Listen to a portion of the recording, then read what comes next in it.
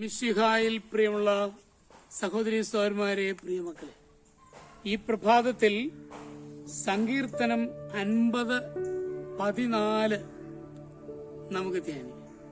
Book of psalms chapter 50:14. കൃതജ്ഞതയായിരിക്കട്ടെ നീ ദൈവത്തിനർപ്പിക്കുന്ന ബലി, അത്യുന്നതനുള്ള നിന്റെ നേർച്ചകൾ നിറവേറ്റുക. ഒരിക്കൽ ഭൂമിയിൽ വലിയൊരു വിരുന്നു സൽക്കാരം നടന്നു. സൽഗുണൻ എന്നയാളായിരുന്നു വിരുന്ന് സംഘടിപ്പിച്ചിരുന്നത്.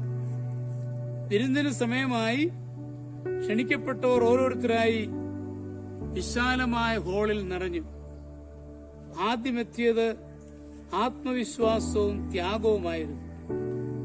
പിന്നെ ദയ, സന്തോഷം, സമാധാനം, വിനയം, സത്യം, നീതി തുടങ്ങിയ പുണ്യങ്ങളെല്ലാം എത്തി. അവർ പരസ്പരം പരിചയപ്പെടുകയും ആഹ്ലാദത്തോടെ സംസാരിക്കുകയും ചെയ്തു. എല്ലാവരും പേര് പറഞ്ഞ് സ്വയം മറ്റുള്ളവരെ പരിചയപ്പെടുത്തുമ്പോൾ അവരൻ ആ പേരെവിടെയെങ്കിലും കേട്ടിട്ടുണ്ടാകും. പിന്നെ ഓർമ്മ പുതുക്കലായി, സന്തോഷം പങ്കുവെക്കലായി രക്തബന്ധമുള്ളവർ ഒന്നിച്ചു ചേർന്ന് ഭൂതകാല സ്മരണ അയവിറക്കി. നീതിയും ന്യായവും സത്യവും അവരവരുടെ മേഖലകളിലെ മഹത്തായ കാര്യങ്ങൾ തുറന്നു പങ്കുവച്ചു. സമാധാനവും ആശ്വാസവും സന്തോഷവും അനേകം ഭവനങ്ങൾ പ്രകാശം പരത്തിയതിനെ പറ്റിയാണ് ചർച്ച ചെയ്തത്.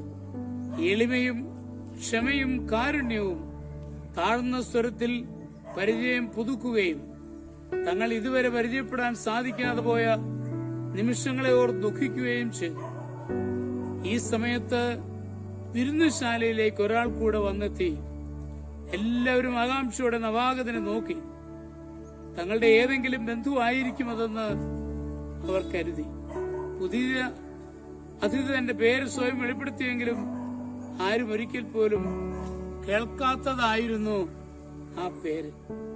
പരിചയപ്പെടാൻ എത്തിയവർ പതുക്കെ അകന്നു മാറി. നവാതിഥി ഒറ്റപ്പെട്ടു. അപ്പോഴാണ് വിരുന്ന് നടത്തിയ സൽഗുണൻ അതിഥികൾക്ക് മുന്നിൽ നവാഗതനെ പരിചയപ്പെടുത്തിയത്. സൽഗുണൻ പറഞ്ഞു, സുഹൃത്തുക്കളെ, നിങ്ങളെല്ലാം അറിയേണ്ട ഒരു മഹത് വ്യക്തിയാണിത്. നന്ദി എന്നാണ് ഇവന്റെ പേര്. ഏത് നന്മ ചെയ്താലും അതിന് പ്രതിഫലമായി നൽകേണ്ടത് ഇവനെയാണെങ്കിലും ഇന്നാരും ഇവന്റെ നാമം ഉച്ചരിക്കുന്നില്ലെന്നുള്ളതാണ് വാസ്തവം.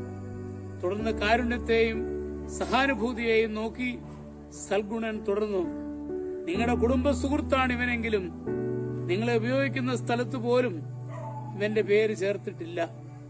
മാത്രവുമല്ല, ഇവിടെ എത്തിച്ചേർന്ന എല്ലാവരോടും ഏറെ ബന്ധപ്പെടേണ്ട നാമവും ഇവന്റേത് മാത്രമാണ്. അതുകൊണ്ട് നമ്മുടെ വിരുന്നിലെ ഏറ്റവും പ്രധാന അതിഥിയായി ഇതിനെ ഞാൻ തെരഞ്ഞെടുത്തിരിക്കുന്നു. സൽഗുണന്റെ വാക്കുകൾ നീണ്ട കരഘോഷത്തോടെയാണ് വിരുന്നിനെത്തിയവർ സ്വീകരിച്ചത്.